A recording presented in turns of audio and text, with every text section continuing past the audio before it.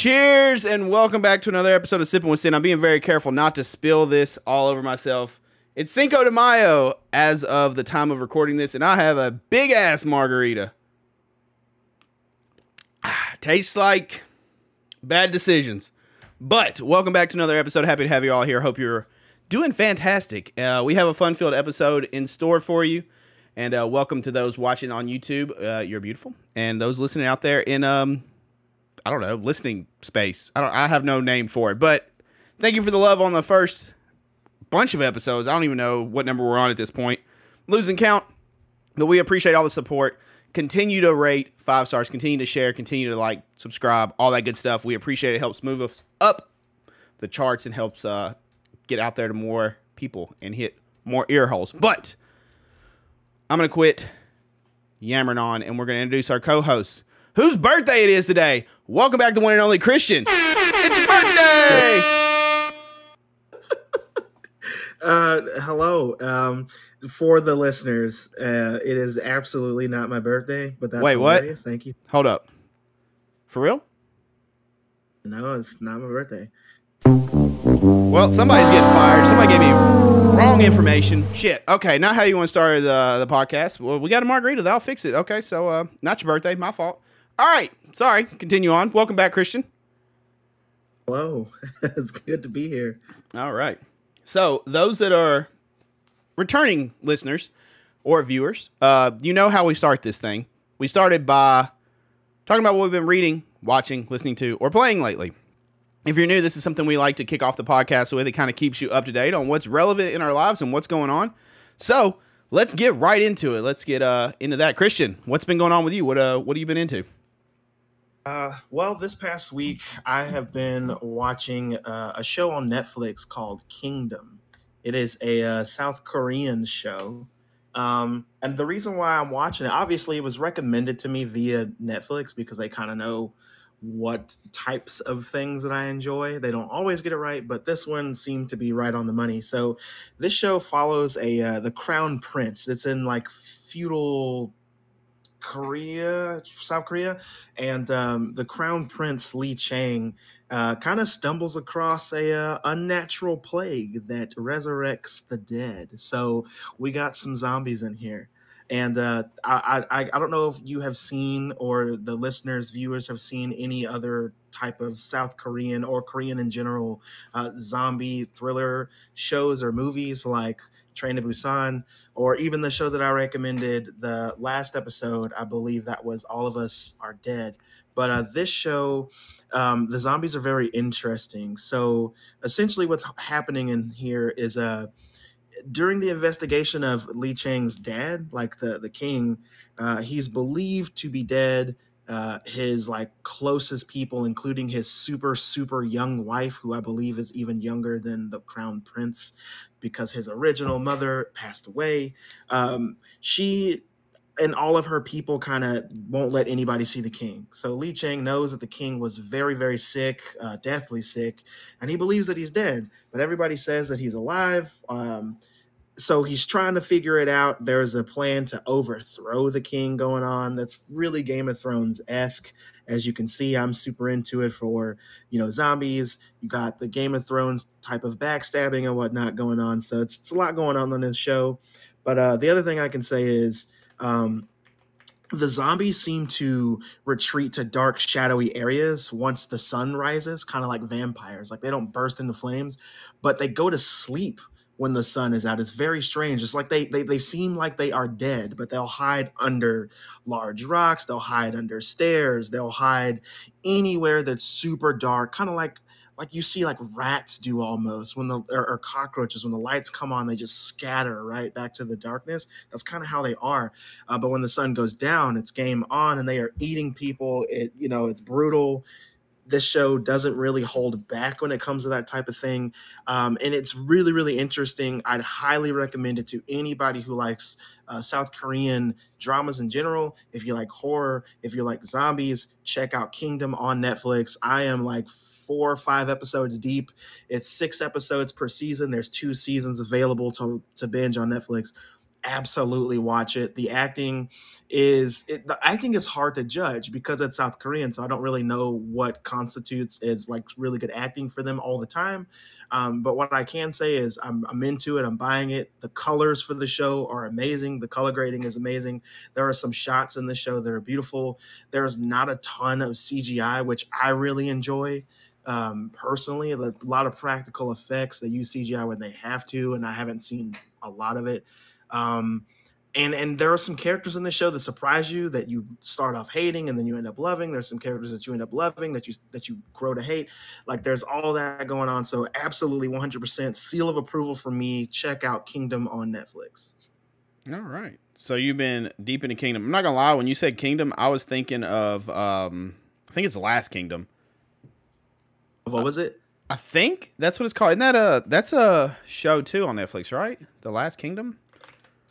Yeah, that sounds about right. That sounds about right. I believe that is another show on Netflix, but this one is just Kingdom.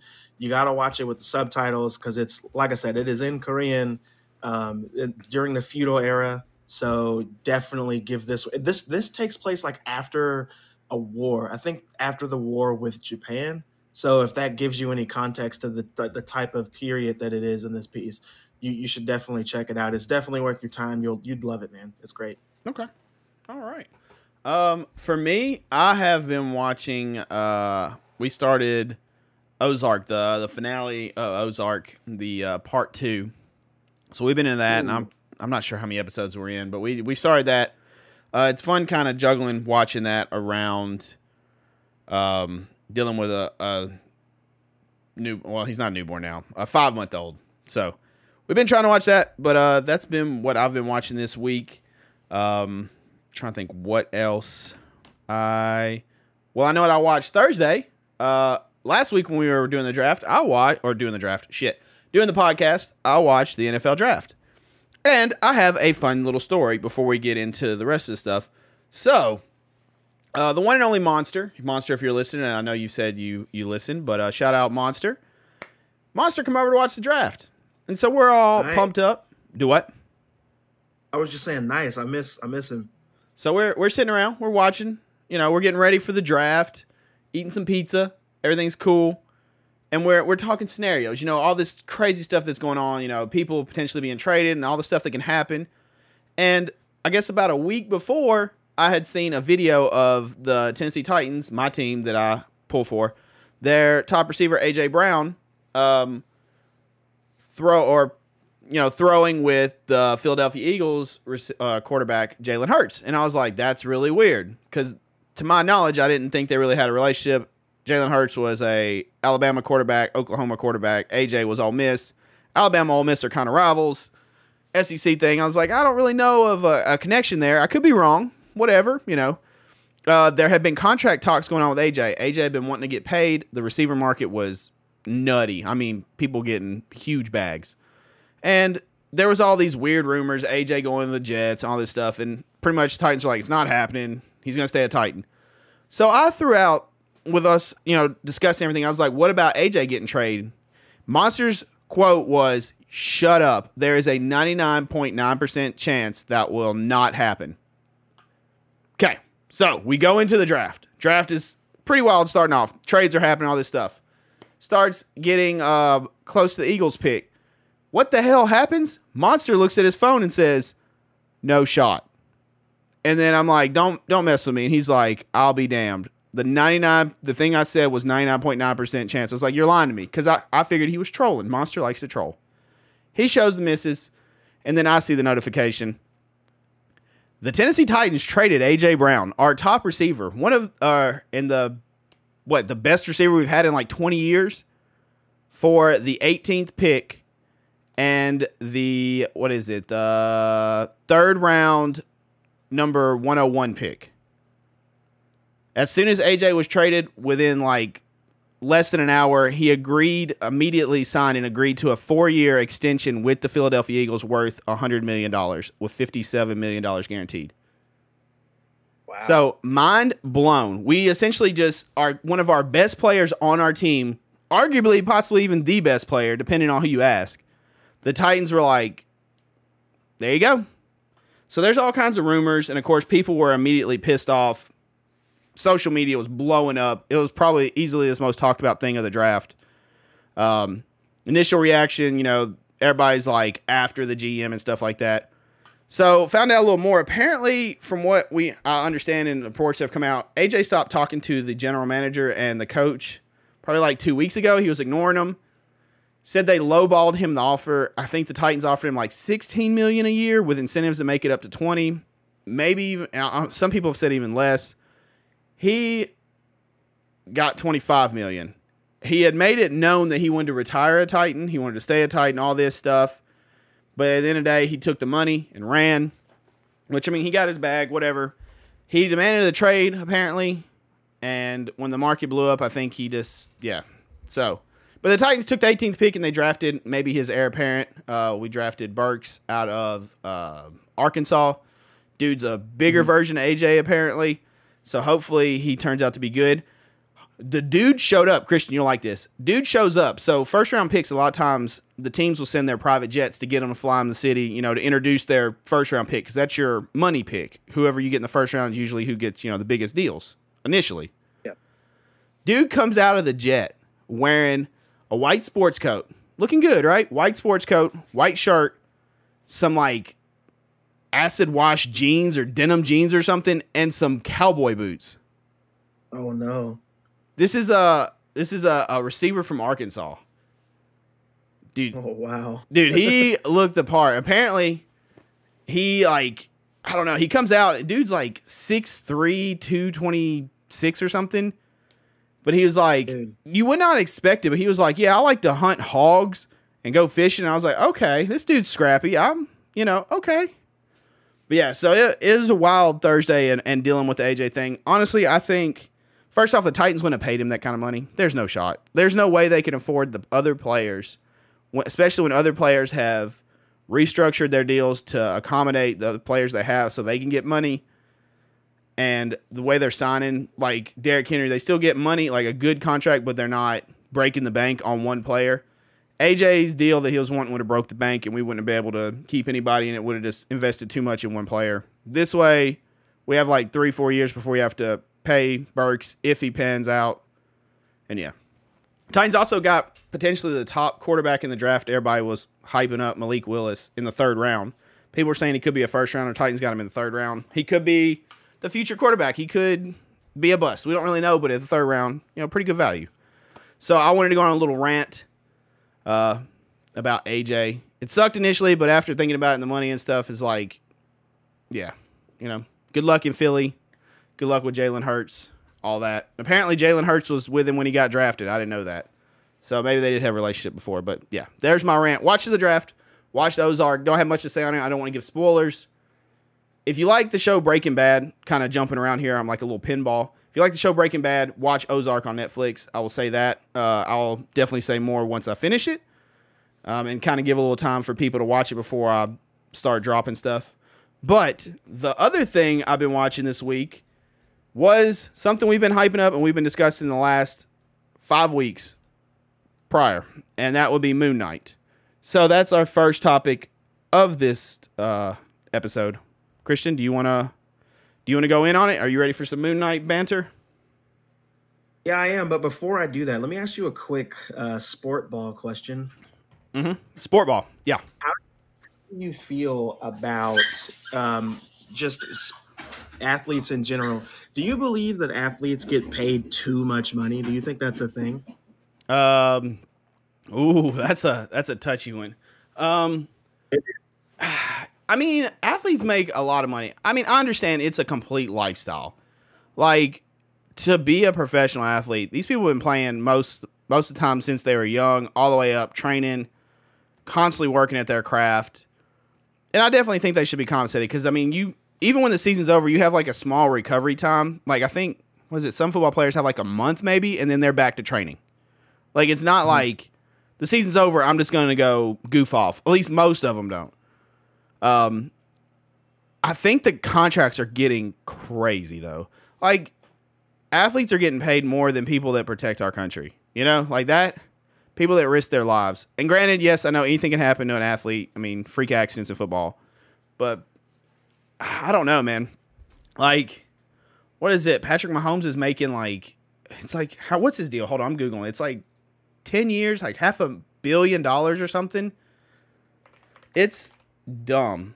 Like how like much money they make. And then football players, their money's gaudy. A lot of it's not guaranteed. That's the thing though. Like you may get a 5-year whatever deal, but like with AJ, 57 million is guaranteed. Even though his contract said 100 million, he's only guaranteed 57 million of that. You know? So I mean, the guarantee money's big. Baseball contracts on the other hand, that stuff is nutty. Their contracts are just stupid. So is towards a yes or a no on that one? I mean, Mahomes' contract features 141 million in a guaranteed. 141.428 million in guarantees over 12 years, including a 63 million signing bonus. It's $503 million is how much his total 10-year contract is worth. They're getting so crazy. These salary caps, man. They're getting really crazy. I mean, what are you gonna do with that much money? You know? So, but then again, I don't know all the facts. Like, so if you get hurt with a team, I think say you signed with the Titans, Christian, and you went out and you fucked your knee up. I'm pretty sure the team pays for that. I would think. I know it's different for like WWE. I feel like they're independent contractors, WWE is, and they have to, like, if they get hurt, they're paying for it out of their pocket, I believe. I think they have doctors there that can do initial things, but like if you have to go have surgery and stuff, I think that comes out of your own pocket. Yeah, they pay for their medical stuff and most travel out of their own pocket. But like those are different types of athletes. I mean, like athletes who plays a sport ball, like a ball, like football, baseball, basketball. Like, essentially wondering if you think that they get paid too much money. Because my answer to that question is absolutely. I know a lot of people say the same thing that you just said, which was fantastic for me as an arguing point, because you'll say things like anything can happen and they get little rest time and they're always training and blah, blah, blah. Apply that exact same mindset to a visual artist. So let's say somebody is drawing a comic book, right? They're drawing a comic and you don't get a lot of rest time. The comic comes out, let's say, twice a month, right? Depending on what the comic is. So it comes out twice a month. Sometimes you get monthly issues. Sometimes you get weekly issues. So it just depends on the comic. So let's just say this is a let's say this is a monthly comic. So that means you have to have all of the interior pages. You have to have all the pages, all the pencils, all the inks, all the colors done for a comic.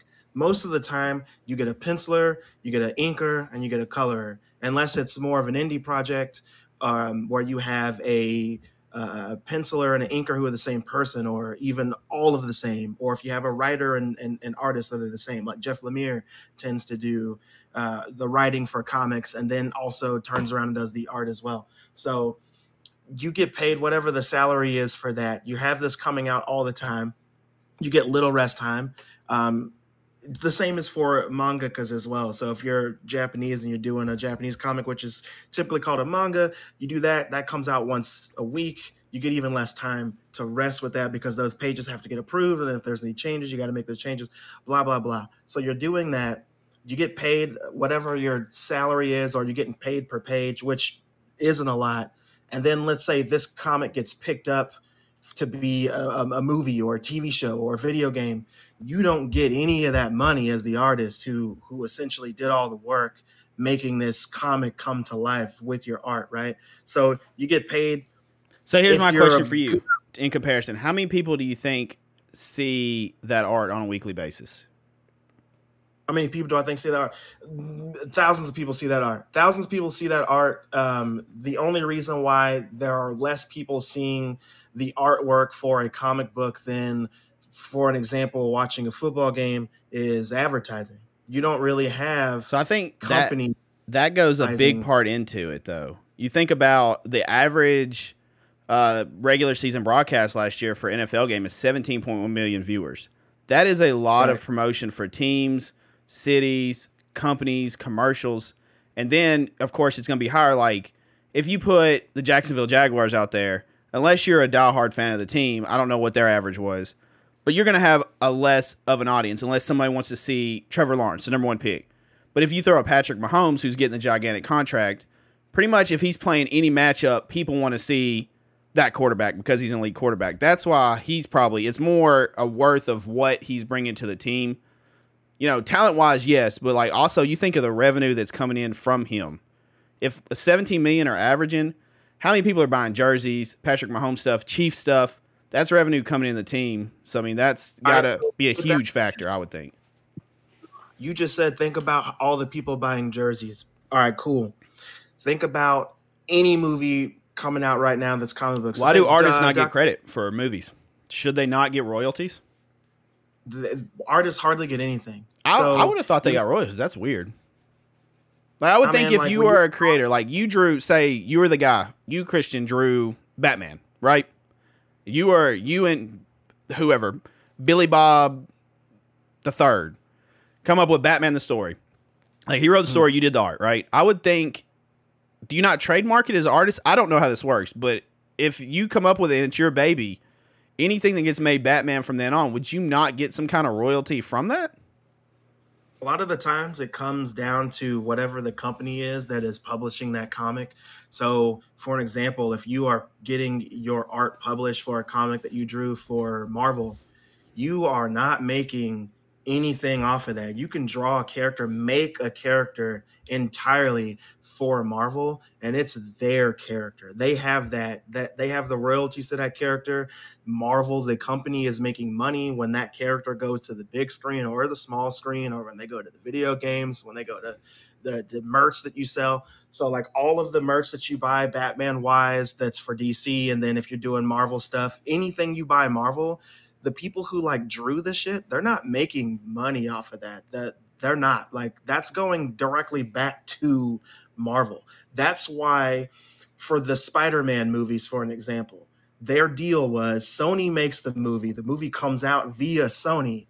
Disney, however, which is Marvel, they make the money based off of the merchandise. And if you think about it, for comic book movies, on average, every 3 people that go see a comic book movie, I think it's 5 people, I might be lying to you on that, so we'll say 5.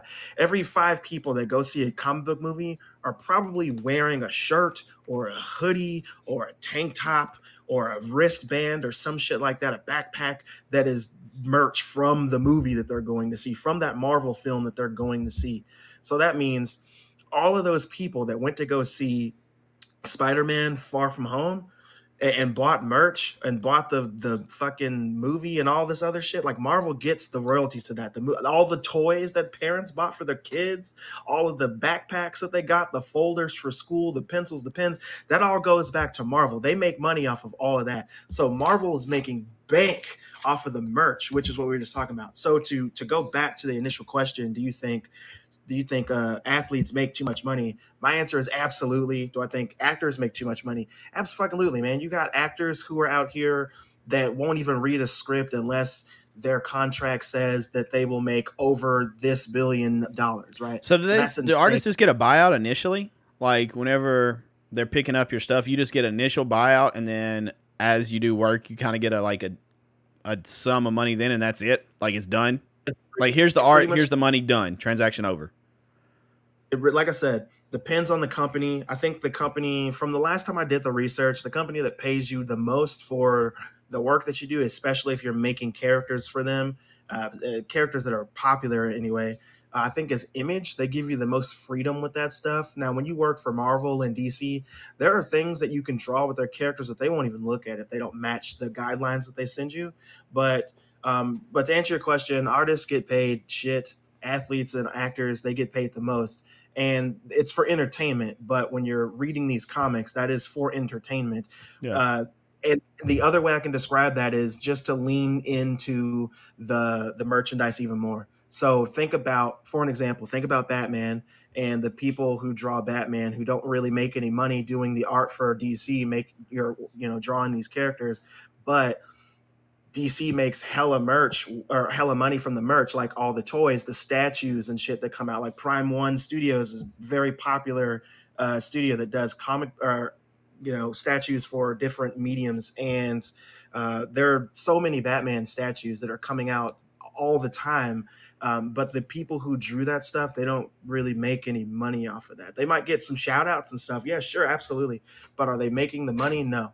So I think that a lot of the money that goes towards other people doing entertainment as well, like actors, like athletes, they definitely get paid a hell of a lot more money than other people who are actually putting in work as well to do the stuff to make these characters happen.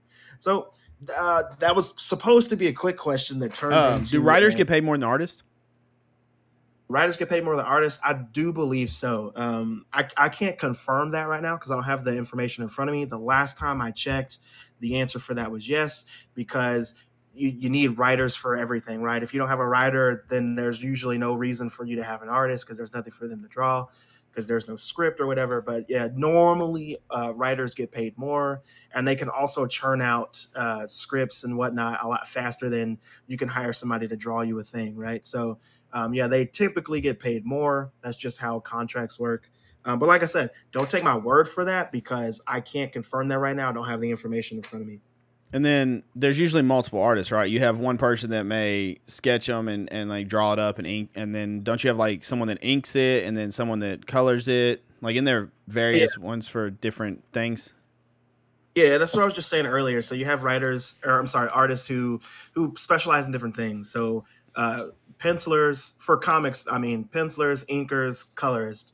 It doesn't always work that way, but typically if you go get a comic book, you'll see within the first couple of pages, usually there's 3 to 4 names on it. You got the writer, you got the artist, and most of the time the artist is broken up into the penciler, inker, colorist, and then you also have letterers too for the people who actually put the words in the comics. That's a whole nother job in of itself that isn't as easy as it seems. You don't just throw words on a screen, so on a page. So yeah, there's a lot of work that goes into making these comics, and the people who do the work for them don't really make any money. So definitely.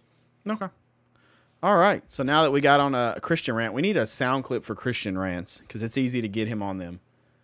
Now that we've been in Christian rant, that Moon mostly Knight. For you. What? Question on me. Do what? What was that? That was supposed to be for you. You didn't even answer the question, and then it turned out to be me giving you more context, and that turned into a whole thing. But a Christian rant. We got you because we got you tilted on it. That's about like me saying, Daenerys sucks. It's easy to get you pushed over the edge where you start spiraling. All right, well, Moon Knight. Let's get on Moon Knight. We could go into other stuff about, never mind. We'll just. No, we're totally going to Moon Knight. I'm ready. Okay. Moon Knight. Let's hear it. Okay. So Moon Knight, we watched the season finale. The season is over. It was called the series finale. Then they changed that to the season finale. So we're probably going to get a season 2, but it's not confirmed yet. The episode was called Gods and Monsters. So I liked this episode. I didn't love it, but I liked it. And I'm going to explain why. One, Mr. Knight in this episode was a lot better than he has been in literally every other episode that he's been in. Agree. Moon Knight's always cool. He's always out doing his thing. He's always using his crescent darts that come from his chest. Like, that's really cool to see. I've been into it. Let me talk about the things that I liked first, and then I'll get into the things I didn't like. So, like I said, Moon Knight was awesome. He's always been cool. Mr. Knight was way better. I do like them reworking the deal for Khonshu once he resurrects them after Lila does what she needs to do. So that was really cool. I really enjoyed seeing Mark turn down the Field of Reeds. That was very emotional. He turned down the Field of Reeds and went back to Steven, and they were both going to be essentially trapped there forever. But, there's a MacGuffin there. He gives him the heart, and then they can both go back. And then they get saved by, what's her name, Tattooette? They get saved by her. So that was really cool to see. And then they go back to the land of the living. I really liked all of that. I really liked Layla's costume when she becomes Avatar. That was awesome. I loved everything about that. She looked fantastic. The actress was really selling it. I even liked her when she was, doing both of those characters, like we've been seeing uh, for Mark and Steven the whole time. I really enjoyed seeing all of that. That was really nice to see. I liked the cameo that we got at the end, but I also hated it, so I'll get into that later. Things I didn't enjoy. One other thing that I really liked. I loved Amit. I didn't think they were gonna show her. I thought that they were gonna find a way around it to not show her to us, and they did. She looked amazing. She was very fierce looking, but she was also very sensual in her face, very pretty, but also very terrifying. I loved that about her. I loved her voice as well. Like that was another thing. I really, You loved really, her really liked her. dreadlocks. I mean, if you got dreadlocks, it's usually like a yes for me. I'm into it. But I really did really, really, really enjoy like what they did with the character. Now, things that I didn't enjoy. I did not enjoy Layla's character constantly being like, no, I'm going to do this by myself. I don't need your help. That was really annoying because like, how are you going to do it by yourself? Because we are doing this your way. Mark was shot twice in the chest. He got clapped because of you, because we were doing it your way. So your way isn't the right way. I didn't like that Mark decides as Moon Knight that he's not going to kill Harrow, because in the comic books, man, Moon Knight would have just killed this guy. Like, Moon Knight will kill people. That's the whole point, right? He's like Batman, but not Batman. He will kill you. So I didn't really like that he decided not to do it. And for what? When you get to the end of the episode, it didn't matter anyway. So that was really annoying. I didn't like that it kind of turned into a giant kaiju battle with Khonshu and Amet. Like, that was also very annoying.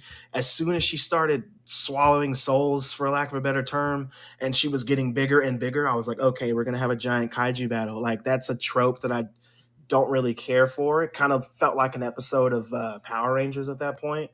So I really, really didn't like that too much. And then, dude, Khonshu was so weak. What is happening? Like, I understand that Amet was, eating all these souls and all these fresh souls, which is why she was so big to begin with. But when they first fought, she was just throwing Khonshu around like he was nothing. And I was like, dude, are you powerful or not? Like, what's happening? I know that you just got brought back, but she also just got brought back. Like, come on, what's happening right now? So it's really hard for me to take him seriously, seeing him get pretty much beat up so much. That was annoying to me. I just didn't care for that. Another thing that was really getting on my nerves, man, was it was so the Jake Lockley. Let's talk about Jake Lockley. So I really liked that we got to see him, but the way in which we saw him was kind of annoying. I do like, instead of him being a cab driver, he's driving a limo, but the limo says Spectre on it. So, like, shouldn't it say Lockley? Like, wouldn't that make more sense instead of it saying Spectre? Like, I don't really understand why that was the thing. I mean, I was clever, but like, why?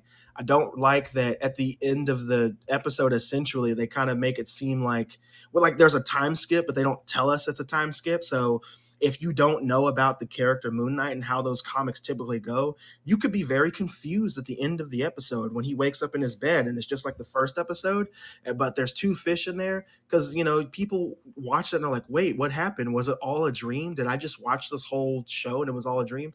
And it's very clear moving forward that it's not, that everything happened, that he's going back to normal. But like, where the hell was Layla? She was just missing. So like, if everything's going back to normal and they're no longer a slave essentially to Khonshu, then wouldn't he be staying with Layla because Layla is his wife? Wouldn't they cohabitate the body?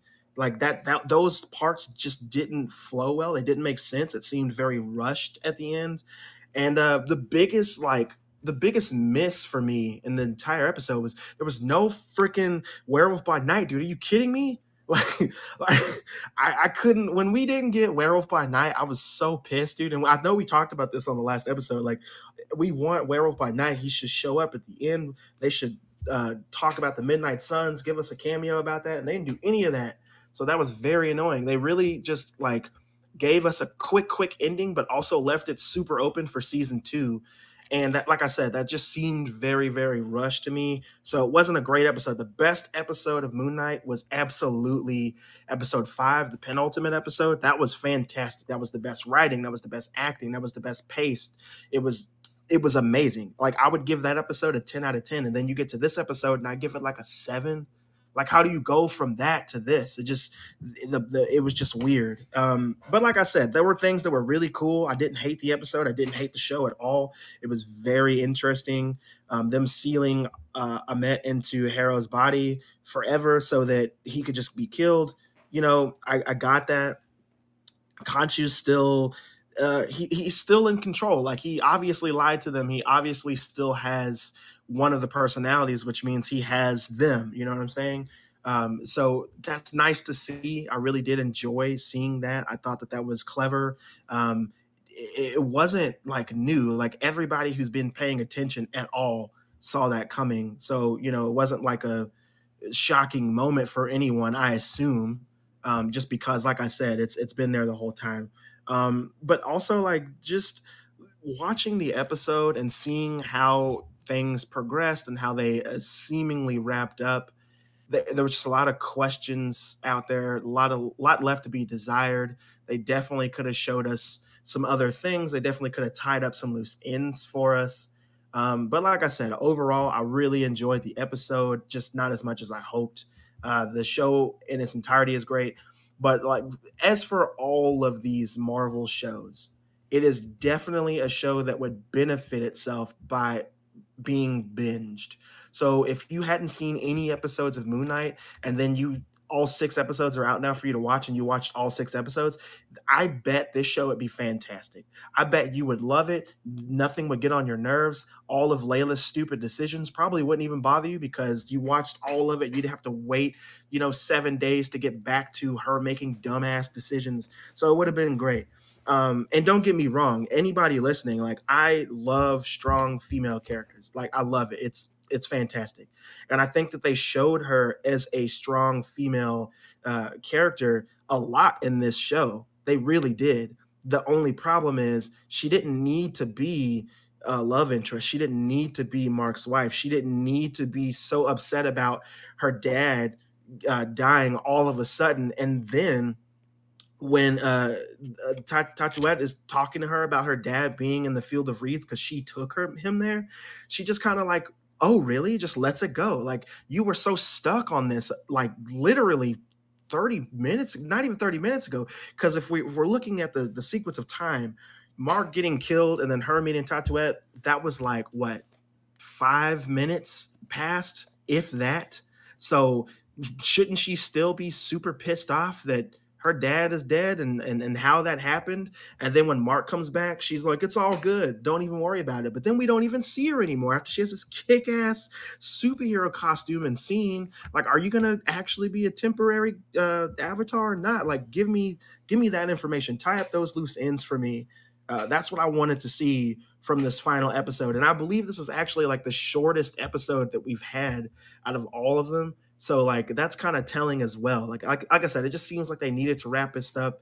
They needed it to be over. They needed to move on to the next Disney Plus show. And they did that. But like I said, all my complaining aside, I did like the show. I did think it was good. This was a good enough final episode. And I'm ready for season 2. I highly doubt that we won't get one after what we saw in this. Like, they just completely set that up for that. So I'm just waiting for that announcement. All right. First, I have one question before I go in. Is she an avatar or anything like that, or have any kind of abilities like that in the comic? She is not a character in the comics, so no. Okay. So I still don't like her. And I could care less about her being an avatar. And that has nothing against anything. I just think that was thrown in there. Like, I was like, why in the hell does she have powers now? Like, I get the god was giving her powers, Avatar, all that stuff, but I was like, okay. And she's, flying around with all these abilities and stuff that she knows how to use right away, by the way. She just knows how to use everything and has great instincts off the bat. Just saying. I think the episode was rushed really bad. I felt like it started, and bam, we were in the thick of it, and then it was done. And then it was like, wrap up, credits. I think it was like a 30-something minute episode, which is maybe in 40. It was much shorter than the others, though. It was the shortest, I believe, of all of them. I agree with you. The episode before was better and probably the best episode of the show. The show as a whole, I really liked. I did really, really like it, and I really enjoyed watching it. And like I've said many times, I've looked forward to Wednesdays. I don't know. There were so many things. I'm very disappointed about Werewolf by Night, obviously. Or Blade or anything. Any mention, any of those showing, hey, this is going to be moving forward towards this. Would have been nice. The Jake Lockley reveal, everybody knew that was coming at some point. They've been teasing it for weeks. Kind of a weird reveal. It was nice, like you said, that he is a driver, since you said he's a taxi cab driver in the comics. So the fact that he's that, I feel like he's way more ruthless than any of the others, based on like when Moon Knight blacks out at one point when, what is it? He's getting stabbed or whatever, right? He blacks out and he wakes up and like everybody's dead and stuff. I don't know. I wanted to ask you about that. Is Lockley that ruthless? Because I feel like that's more of a Mark Spector thing, being a mercenary, than it would be Lockley. But I could be wrong, because I feel like Lockley's just kind of like. You're absolutely right. That was something else that I was going to complain about, but I didn't want to like seem like I was tearing the show apart.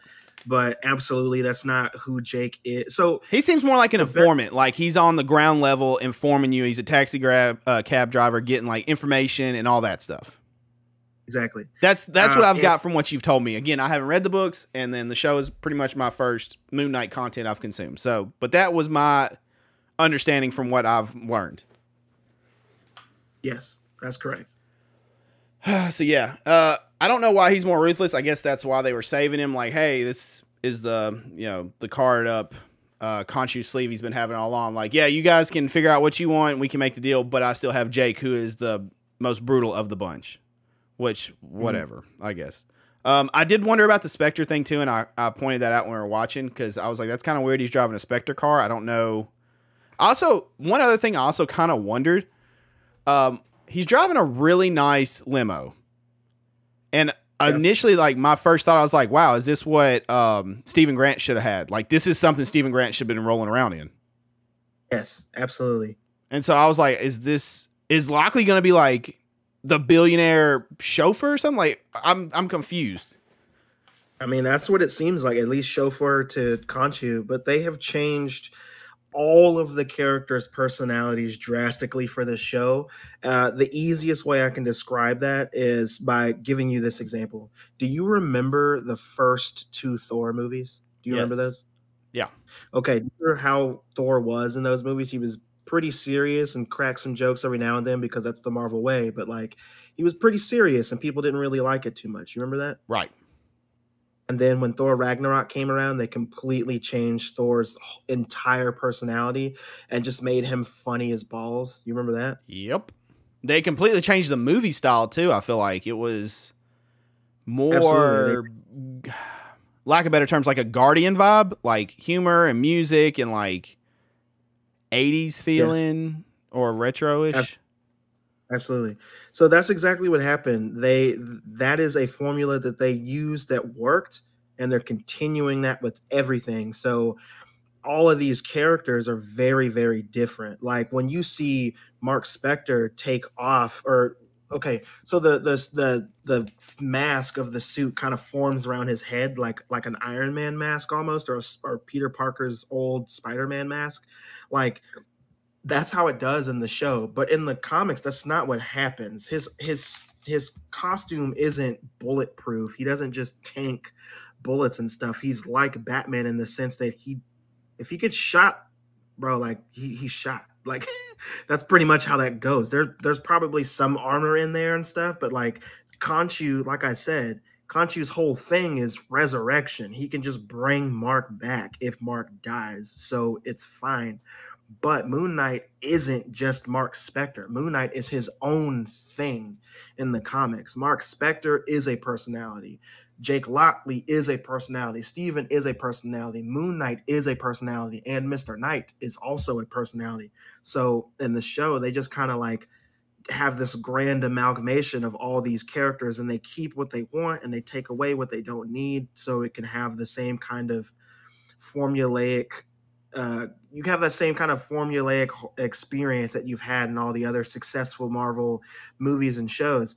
And like I said, I don't want to sound like I'm hating on that because obviously it works, and I've enjoyed quite a bit of the material coming from this, but it is a difference. So no, you are not incorrect in your assumptions there. That's Okay. absolutely right. Trying to think what else. I did like how now I kind of called it like you kind of saw Steven get his balls in the previous episode. Like he finally figured out, hey, we're the same damn person. I can do what Mark can do because we're the same person. And he kind of like figured out, and he definitely, like you said, Mr. Knight was much better. He's still not, I would say he's still in his infancy of hopefully what he will be. And I'm hoping he'll be more what you've described the comic is like. But the transition between Moon Knight and Mr. Knight now in the final episode was really cool. I like how they could just transform, like switch and talk. But it wasn't like, switch, oh, I'm really goofy. Okay, funny time. Ha ha ha. Switch back Moon Knight. Okay, kick ass time. But I think it was better now, like that communication kind of deal they had going. I feel like all I've done is shit on Layla. And don't get me wrong, she looked cool. I got a Wonder Woman vibe for some reason from it. Yeah, so yeah, that's fair. I just feel like, okay, the love interest thing, I just never got into it. It's not necessarily anything against the actress or anything like that. I just feel like, kind of you said, Marvel does that. They have to have a love interest. In the grand scheme of things, she was so far down the list of stuff I cared about watching an episode just because I was more interested in the progression of Mark and the progression of Steven and the progression, Moon Knight, or can we find Jake, Harold, all that stuff, all the gods and that lore and all the stuff and figuring out the past. Like, I was more engrossed in that than, oh, my dad, we're married and stuff, whatever.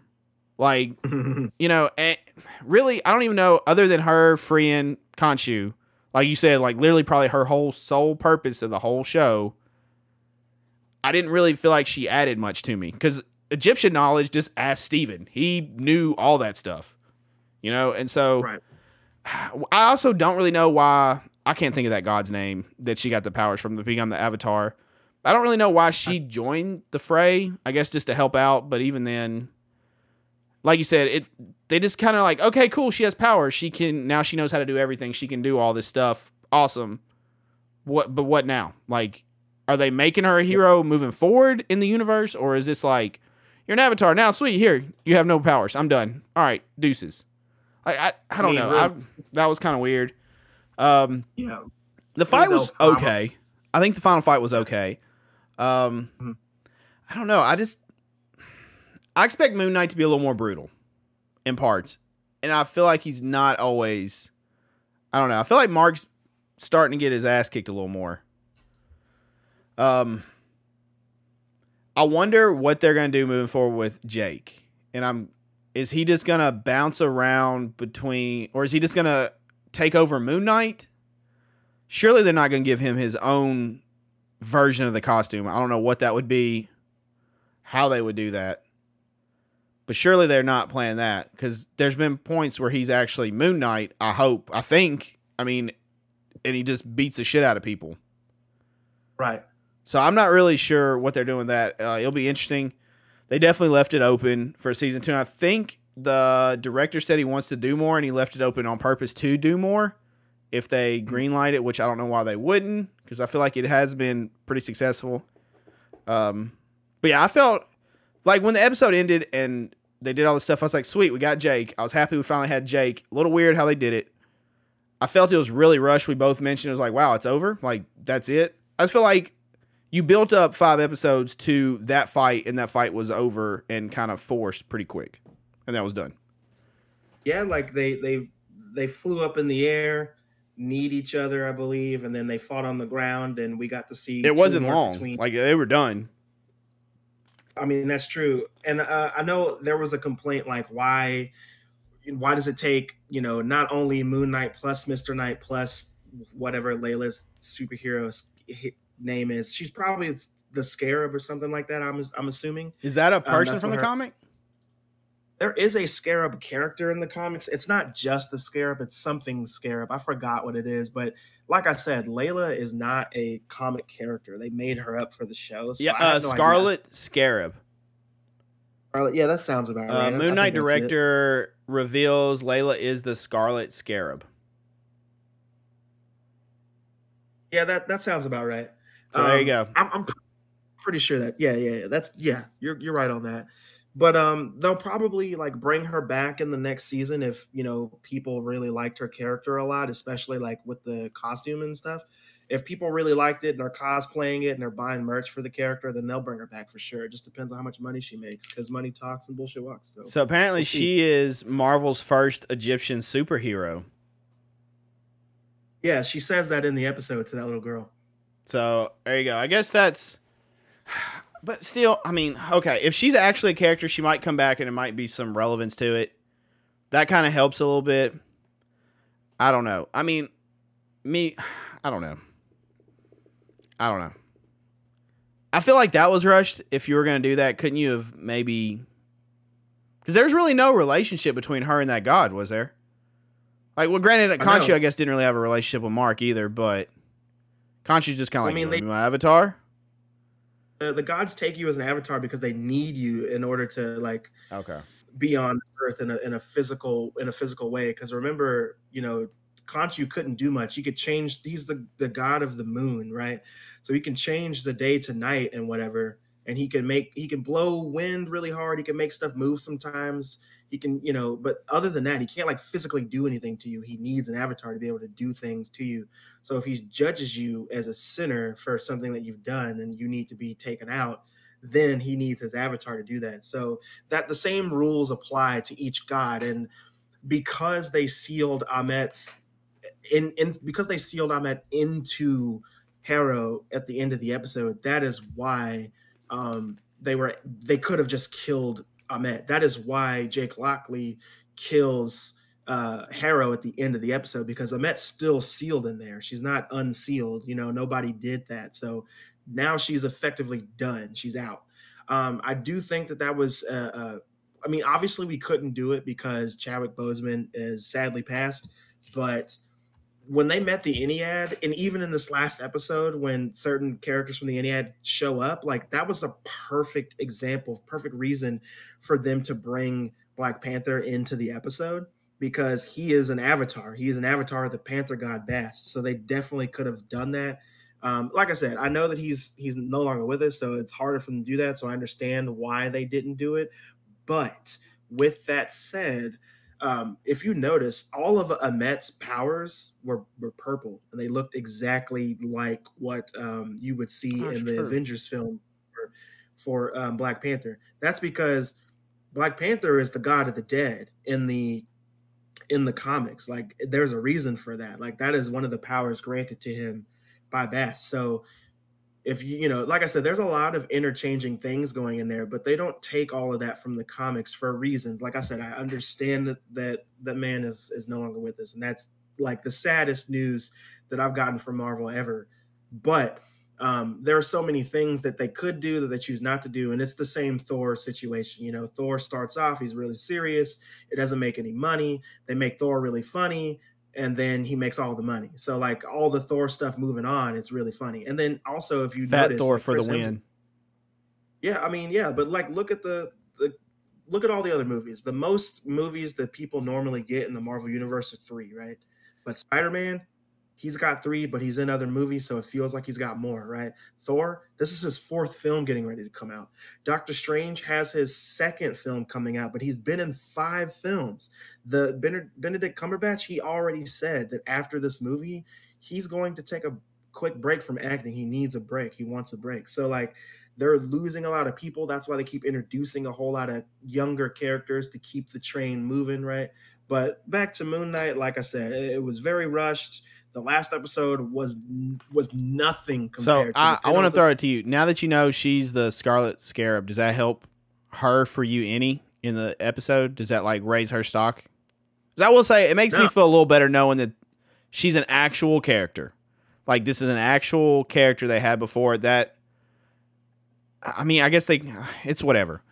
like I said, I'm not crazy about what she added to the show as far as her story and the writing.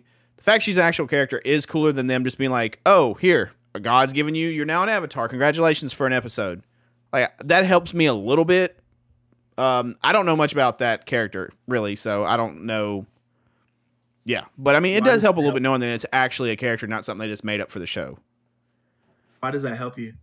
I don't know, because I didn't really care for her stuff in the show. And I feel like you're just like, here you go. You get a power too. Like, you've had this love story. Mark was there when your dad died. You're sad, but you love him. But you and Steven have a weird relationship. Now you're a superhero. Congratulations. I don't know. Like, I don't know. It helps it a little bit, but it's still at the point I don't know. I don't really care for her character in the show. Yeah, it doesn't. For me, it doesn't change anything. Well, it didn't fix like her progression.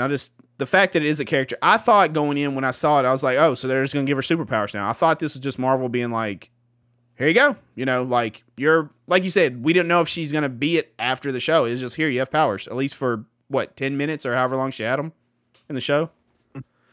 But now that I know it's a character, it makes it a little better, maybe, that they gave her powers for that time. Because I'm assuming they may use her in something else if... I don't know. Well, I'm glad that did something for you. Like, she's effectively the exact same character to me. Like I said, her costume was awesome. Her being an avatar was really cool. I liked everything about that. But her character itself, still very annoying. Still very... And it's not... It's just the character. Layla's character. It's the writing, how they are putting her in there. Pretty much is what you're saying. Yeah, absolutely. I agree. Yeah, man. Those are my night, man. You got anything else to add to that? I wanted to back what you said about oh my god, the other god, the one that's eating all the souls. Matt.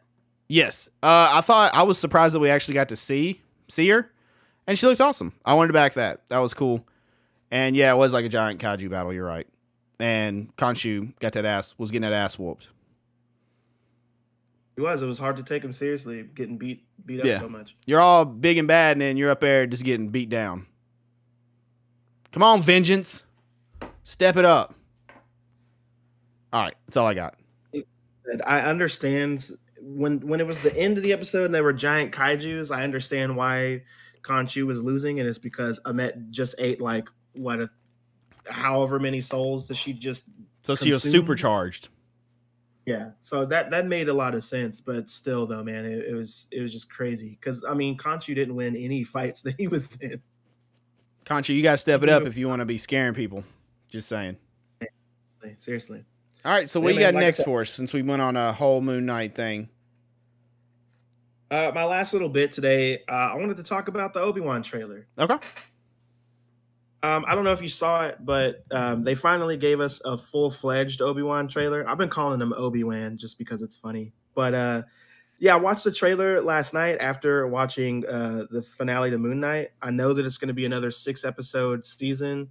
I know that it's coming out the end of this month, which is the 27th of May. Yep. And there are some things about the trailer that I wanted to touch on. Okay. One, like obviously we knew Ian McGregor was coming back to be Obi-Wan, so that's fantastic. We knew going forward that Hayden Christensen was supposed to be coming back as Vader, not as Anakin. So that's really cool. But we get to fucking see him in this, and that was really cool. I really enjoyed the tiny little clip of Vader that we got. But going into it, man, like the Grand Inquisitor that we see in the trailer, he looks a little bit different than he did in the teaser trailer that we got. So it sounds like Marvel and Disney and all of them, they kind of heard our nerdy complaints because people were complaining about how he doesn't look like he's supposed to look, and then they changed him a little bit so he looks a little bit more like what he should, because he's not human, he's a different species, right? So it looks a lot better. But I'm super fucking excited to see the Inquisitors in this show. The Inquisitors are pretty badass. They're not as cool as Vader, obviously, but they're really badass. So I cannot wait to see them. I don't know if you know anything about the Inquisitors by chance. Do you know anything? No, not much. Okay. So quick rundown on what they are. The Inquisitors they were Jedi, just like Anakin was before he was Vader, right? So they were Jedi who turned to the dark side, and they used to be ruled by Darth Sidious, just like Vader, but Sidious essentially gave them to Vader, like they are he is their master is essentially what I'm saying. So they report to him. Everything that they do goes directly through Vader. The thing is, Vader doesn't actually really like the Inquisitors. He thinks that they are beneath him because they aren't Sith. There can only be two Sith at a time, and right now we know that the only two actual Sith that exist are Darth Vader and Darth Sidious. That's it. And the reason why that is, in case you don't know, is because there's two Sith, because there's one like master Sith essentially, and then he has an apprentice. So Vader is the apprentice of Sidious, therefore there's only two of them. So if one of them dies, then there can be another one, blah, blah, blah.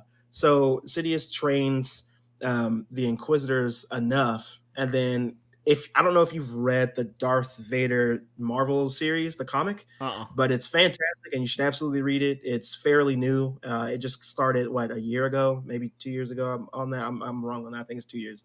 But either way, the series is fantastic. It's all about Vader, and it takes place directly after him becoming Vader. So the first arc is him trying to find Padme. He still super fucking hates Obi-Wan, which is why one of the sisters, I think her name is Eighth Sister in the comic. I'm sorry, in the show, the trailer that we saw, she's like, "You can't escape him, Obi-Wan." All that, she's saying that because of Vader. Like Vader wants Obi-Wan dead, 100%, because he believes that Padme is the reason, or he believes that Obi-Wan is the reason why Padme betrayed him, which isn't true. He thinks that's the reason why she's dead, because Anakin knows that when he left Padme in episode 3, she was alive. And then Sidious tells him when he fully becomes Vader, after he's all burnt crispy and he looks like, really bad bacon, and then they put him in the suit to become full ass Vader, Sidious tells him that she died and it's Anakin's fault. Like he accidentally killed her or whatever, right? And he doesn't really he believes it, but not really. Like he doesn't think that that's exactly what happened. It just seems too convenient, which is true because it's not what happened. She died because she had a broken heart after she had Luke and Leia. And the only people that know that are Obi-Wan, Padme herself, and then I think the droid that helped deliver the babies, who they destroyed her memory core or whatever. So the whole thing with the Inquisitors is that Vader trains them. He's super hard on them because he doesn't really like them, but he's using them because that's what his master told him to do. And they can't be Sith because there's only two Sith, which I've already explained, and they're badass. The Inquisitors don't fuck around. They have those spinny blade lightsabers that are usually double-sided, so they get the two-blade thing going on. Kind of reminds you of Grievous, I believe, from episode 2. So, like, all of that, and 3. So all that's going on, it's really cool, but like I said, Vader can absolutely take them all out, and he's done that in the comics, if you read those, which you absolutely should be. So I'm super excited for that. What's the name of that comic? Is it just Vader? Just called Darth Vader. Like I can look it up for you real quick, but I'm pretty sure it's just called Darth Vader. Okay. Vader's my favorite. Vader, Anakin's my favorite Star Wars character. I mean, that's fair. Yeah, and it is. It's called Darth Vader. I believe it's called. Hold on, let me just look it up so I don't lie to you because I don't want to tell you wrong. I'm pretty sure it's just called Star Wars Darth Vader. Yeah, it totally is. It's called Star Wars Darth Vader. It's by Marvel. It's fantastic. They're up to like issue 20 something, 25. Okay. Yeah. So it's really wide in trades right now. Trades should collect like 6 to 8 issues a piece. There should be like 3 trades. So yeah, you're good, man. You can totally 4 trades. Sorry.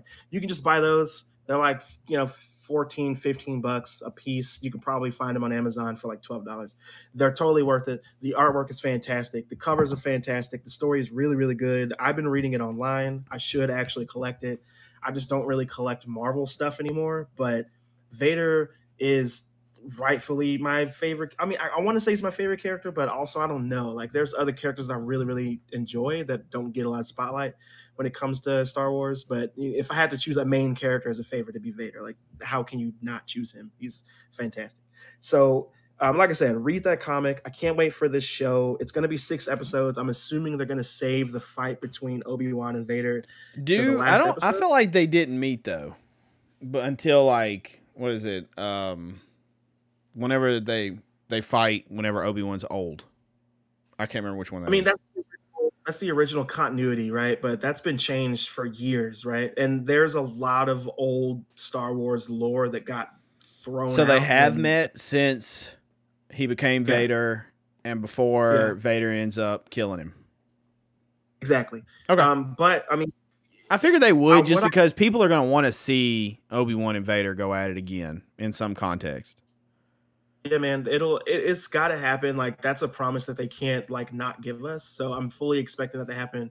But you have to remember, like, I don't know how versed you are with Star Wars, but nobody knows that Anakin is Vader except for Sidious and Anakin, right? So like nobody knows who he is. I think Ahsoka finds out later on, and we see that in Star Wars Rebels, I want to say. But like, yeah, nobody fucking knows that he's Vader. They all think that Vader is a brand new person that just showed up and literally murders people. So he won't know that Anakin is Vader. Like, nobody knows that. So very precious few people know that. So that's why it's so scary, because Vader literally shows up. Essentially, what I'm saying is, if you see Vader, you're probably dead. That's just kind of how it goes. And there are people that he spares for sure. Like, he doesn't kill every single person that he meets because, you know, he's evil, but he's not like a total POS. But if you see Vader, if he ignites his lightsaber on you, you're fucking dead. That's it. Rogue One. Dude, I had to rewatch Rogue One after watching the trailer. Well, we watched it and Solo for yesterday. May the 4th be with you. Rogue One, which was a good movie. Rogue One was good. But my favorite part, and the part I look forward to the whole movie, is the Vader scene at the end, where he just goes ham and just destroys all of them. He's just walking through people like it's nothing. And it's showing how strong he is. It's awesome. Yeah, I mean, that's exactly who Vader is in the comics and all the old lore, which is no longer canon. So, like, yeah, man, absolutely grab that. The artwork is by Greg Pak, I'm pretty sure. P-A-K is it how you spell his last name. He's fantastic. Absolutely, just read Darth Vader. If nothing else, read that. It's definitely worth it. All right. Well, we were hyped about the trailer as well, of course, Star Wars fans. Excited to see him back as Obi-Wan and Hayden Christensen back as Vader. I'm still assuming Vader. I mean, the only thing I can think of, obviously he's going to play Vader, but I think there's going to be visions of him as Anakin at some point. Maybe nightmares or something Obi-Wan has. We'll see.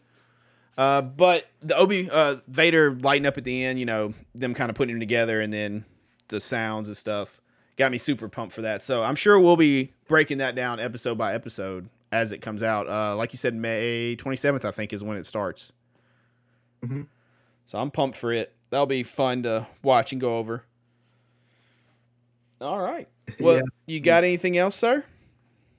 That's everything, man. I'm all talked out. You're all talked out. All right. Well, again, ladies and gentlemen out there, if you have anything you would like us to discuss and go over, is there any topics you would like us to give our opinions on or debate over, please feel free to send them into our socials or the Sippin With Sin socials. We would greatly appreciate it. As well as last call questions, which is what we are to right now. So be sure to pass the whiskey. Oh, yeah. Christian, I know you like a good whiskey. Let's see. What is today's question? All right. Question comes from the one and only Big X.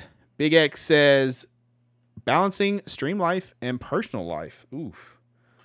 As a content creator, that can be very tricky. Because pretty much in this industry, if you're not live or you're not putting out content, that's a chance for a viewer or someone else to go somewhere else.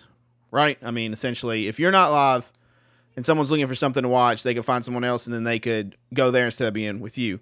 For me personally, I have tried to do the best I can. I've been married for years now, and now we have a child, so definitely family life. I do get fussed at pretty frequently. I will say that for being on my phone, for working on something, being on social media, doing something pertaining to work, because it is a never-ending job. I tried to set a schedule and adhere to that. So, like, they know these hours I'm working, I'm live. Like, I'm at work. I'm not really here. You know, and I try to have some kind of schedule. That way, whenever I'm done, it's more like whenever I finish this, I'll be with my family having dinner and stuff like that. It's more that time, and then trying to set an off day and trying to keep that an actual off day instead of working, which I'm not always the best at. I'm sure you're probably not either if you're asking this question. Is this trying to keep that schedule the best you can?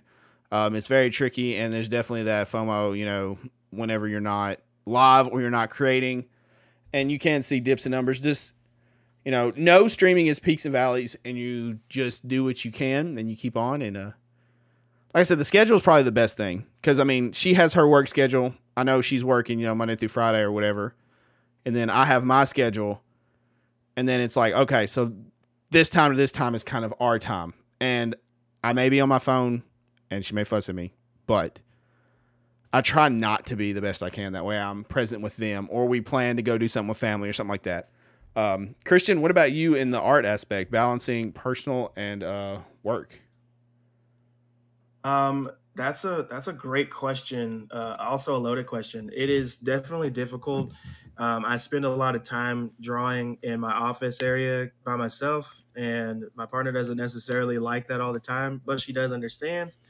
I try to spend as much time with her just hanging out and talking as I can. Sometimes I'll have her come to the office while I'm working so that we can talk, but it's not the most comfortable because it's kind of set up for me, not necessarily for her. So I get it.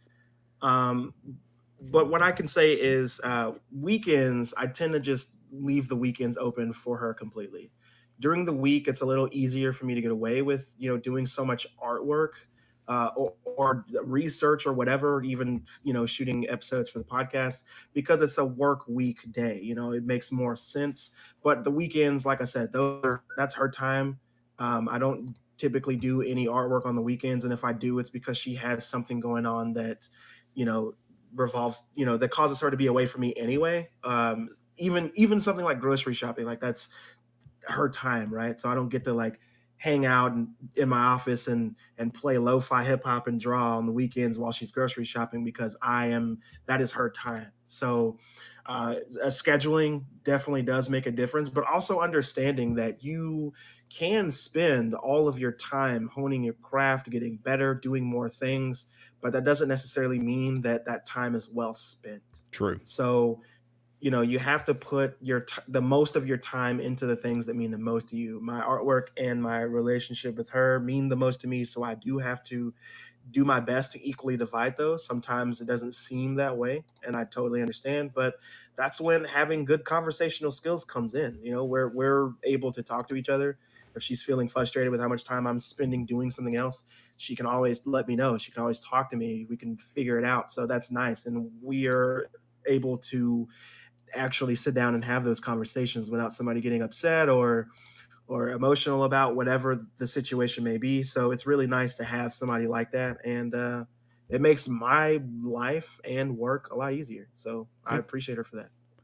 And like I said, the schedule's big. I have Sunday as my off day, and I do my best to not really play games unless it's with her or whatever. Usually that's like a family day. We'll go see her family, or maybe we'll do something around the house, or we'll just hang out or grill or whatever.